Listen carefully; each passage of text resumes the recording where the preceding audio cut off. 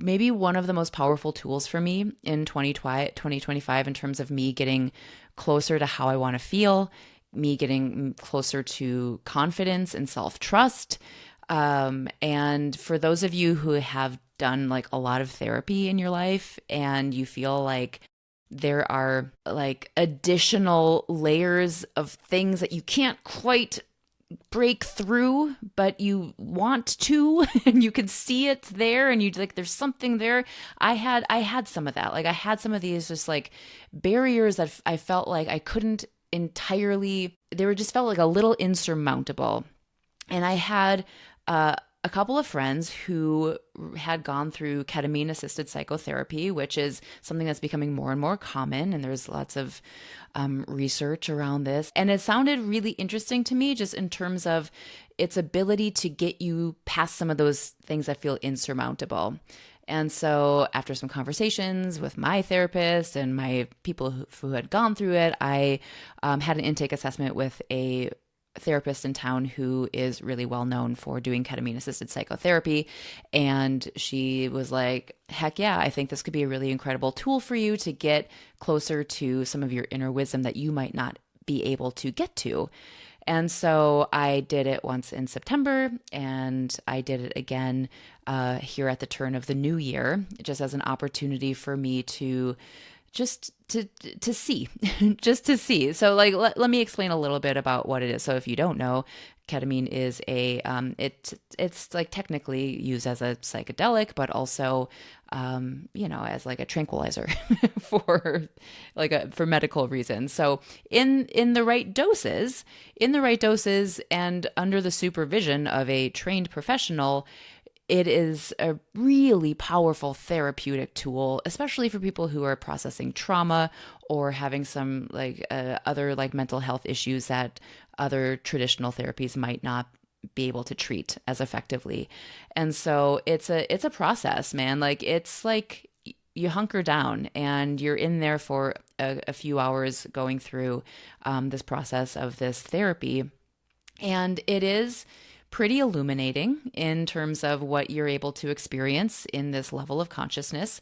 And then you come out of it, you're able to do a lot of integration in the office with the therapist, but then a lot of like post session integration as well. And integration just basically means like taking what you learned from your experience and then processing and reflecting on, okay, how do I take this into my everyday life?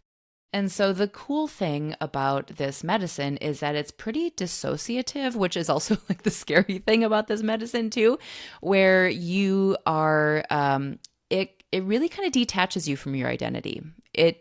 You are no longer the main character in your life. You are observing. You are just observing. And through that observation and through being detached, you're able to see things so objectively that it almost becomes like, the best word I can use is just comical, how simply like frivolous some of the things that we attach so much meaning to, how much they don't matter. It's not that they don't matter, but like the attachment, the intensity of attachment that we feel to some of these things that are causing us discomfort and anxiety, for me, at least, my experience is that just kind of has dissipated.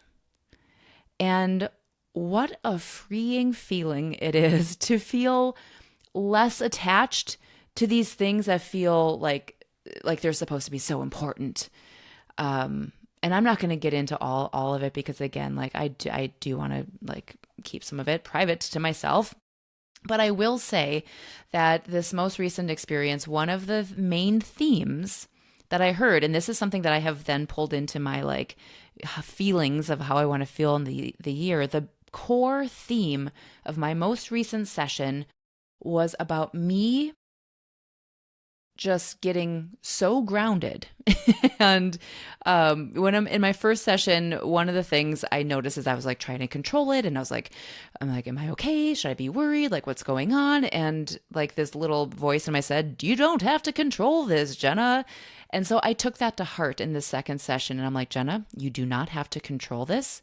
You just need to be. You just need to be. And I just let myself be in the situation, trusting that everything was going to be okay, even though like everything was a little chaotic in my level of consciousness that I was in. And eventually I got to this place where like everything like just started folding in on itself. And I just got into this little compact little block of myself. And I ended up actually having this vision too of a friend who was kind of like face down on a concrete block with his cheek down on the block. And he's like, hey, don't be scared. Like, we're good. And so there was this visual of being at the ground level, being this compact block all the way down at the ground level. And I was not scared.